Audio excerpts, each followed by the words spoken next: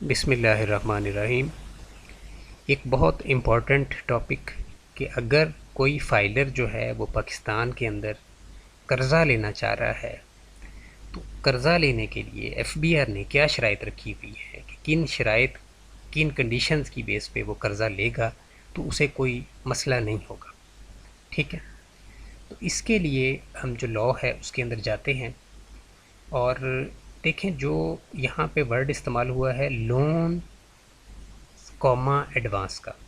Loan होता है long term आपने किसी से पैसे लिए हैं, कर्ज़ा लिया है। एडवांस होता है जी शॉर्ट टर्म आपने किसी से पैसे लिए हैं, 4 महीने के लिए 6 महीने के लिए जो अपने पैसे किसी से लिए हैं ये एडवांस के अंदर इंक्लूड किए जाते हैं। तो चाहे आपने लॉन्ग टर्म के लिए पैसे लिए हैं या शॉर्ट टर्म के लिए, दोनों किस्म के जो कर्ज़े हैं इनके लिए कंडीशंस सेम हैं।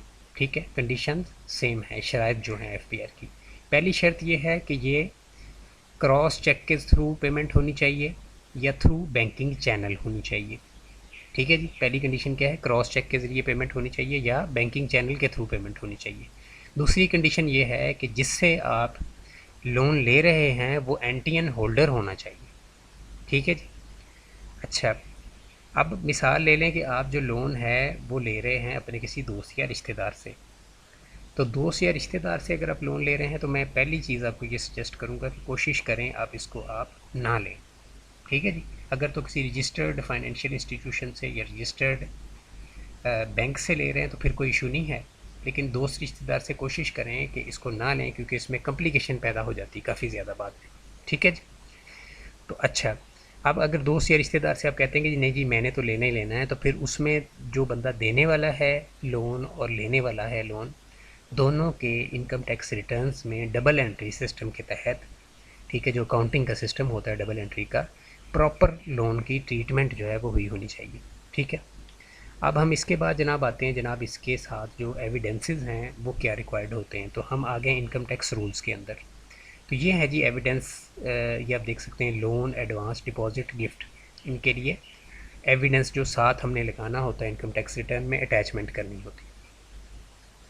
अगर तो क्रॉस चेक के ज़रिए पेमेंट ली थी तो क्रॉस चेक जो है स्कैंड वो रख लें या उसकी कॉपी रख लें, वो साथ लगा दें अटैचमेंट में। और अगर बैंकिंग चैनल के थ्रू पेमेंट हुई है तो फिर जो है वो अपनी जो है बैंक स्टेटमेंट जो है वो दिखा दें। ठीक है, वो आप अटैचमेंट में साथ लगा दें। ठीक है, अगर किसी पर्सनल किसी बंदे से ली थी पेमेंट तो फिर डोनर डोनी दोनों की बैंक स्टेटमेंट्स लगेंगी, यानी जो लोन देने वाला लोन लेने वाला है। ठीक है, यानी दोस्त रिश्तेदार से अगर लोन लिया हुआ तो फिर दोनों की बैंक स्टेटमेंट साथ लगेंगी। तो ये केस टू केस थोड़ा बहुत इसमें वेरिएशन आती है। अच्छा, और इसके अलावा लोन डीड रिक्वायर्ड है या नहीं रिक्वायर्ड? बिल्कुल रिक्वायर्ड है जी, 100% लोन डीड रिक्वायर्ड है। लोन डीड क्या होता है जी, स्टाम्प आपने बनवाना है कर्ज़े का। ठीक है, बैंक वाले जो स्टाम्प बनाते हैं उसको यूजुअली वो अपने पास ही रखते हैं, हमें देते नहीं है, तो उसकी कॉपी ज़रूर उनसे लिया करें। ठीक है, क्योंकि वो साथ लगनी है। और अगर किसी दोस्त रिश्तेदार से लिया है तो उसकी भी डेफिनेटली स्टाम्प आपने खुद से बनवाना है। अच्छा, अब इसके बाद जनाब मैं आपको क्यों मना कर रहा था कि आप दोस्त रिश्तेदार से कर्ज़ ना लें, उसकी रीज़न ये है कि इंटरेस्ट के मामले में, यानी इसके ऊपर जो आपने कर्ज़ उठाया है उससे मिसाल ले लें 1 करोड़ रुपये आपने किसी दोस्त रिश्तेदार से लिया है, तो इसमें इंटरेस्ट के मामले में आपको कभी ना कभी एफबीआर की तरफ से कोई ना कोई नोटिस आ सकता है, पूछताछ स्टार्ट हो सकती है। आपको अगले 6 साल जो है परेशानी का सामना करना पड़ेगा कि यार मुझे आज नोटिस आए, कल नोटिस आए। ठीक है, चूँकि इसमें जब हम इन चीज़ों को देखते हैं तो अगर हमें किसी चीज़ में क्लैरिटी नहीं मिलती, तो जिस तरह हाई कोर्ट के केसेस होते हैं, अगर आप हाई कोर्ट के केसेस जाके देखें तो वहाँ पे आपको पता चल जाएगा कि वो पैरेलल बेसिस पे कई केसेस के डिसीजंस किए जाते हैं कि फ़लाँ केस इस तरह से था और उसका जो डिसीजन था वो, ये जो आज वाला केस है इसका भी डिसीजन उसी बेस पे किया जाएगा। ठीक है, इसी तरह हमारा लॉ होता है। अब लॉ के अंदर अगर हम देखें तो यहाँ पे कोई बंदा अगर अपने एम्प्लॉयर से लोन लेता है, ठीक है, एम्प्लाई है और अपने एम्प्लॉयर से लोन लेता है, ये यहाँ पे ये चीज़ मेंशन्ड है, और वो ये कहता है कि जी मैं तो इस लोन पे कोई इंटरेस्ट नहीं दे रहा अपने एम्प्लॉयर को, तो कानून ये कहता है कि बेंचमार्क रेट के ऊपर इंटरेस्ट की कैलकुलेशन करके एम्प्लाई की सैलरी में शामिल किया जाएगा। ठीक है, यानी ये एम्प्लाई का बेनिफिट है।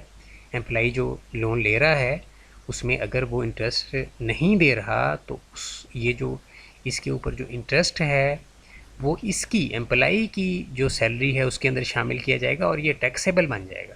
ठीक है, तो इससे आपको क्वाइट क्लियर हो जाएगा कि ये जो हम ये अगर हम स्टाम ये बना लेते हैं कि जी हम तो कोई इंटरेस्ट नहीं दे रहे, ठीक है, हम तो जो जिससे हमने कर्ज़ा लिया है हमने उसको कोई इंटरेस्ट पे नहीं करना, तो देन वो जो इंटरेस्ट है वो आपकी इनकम में एफबीआर ऐड कर सकता है। एफबीआर के पास फुल अथॉरिटी है, क्योंकि मैंने बताया कि पैरेलल बेसिस पे जहाँ पे ये चीज़ कानून के अंदर लिखी हुई है सैलरीड इंडिविजुअल के लिए, इसको बाकी के ऊपर भी एफबीआर इम्प्लीमेंट करने का पूरा इख्तियार रखता है। ठीक है, अच्छा, तो इस वजह से मैं आपको सजेस्ट ये करूँगा कि दोस्त रिश्तेदार से कर्ज़ ना लें, लेना है तो बैंक से लें। वो भी मैं आपको यही कहूँगा कि बैंक से भी ना लें। क्यों? उसकी क्या रीज़न है कि उसका इंटरेस्ट रेट बहुत ज़्यादा है।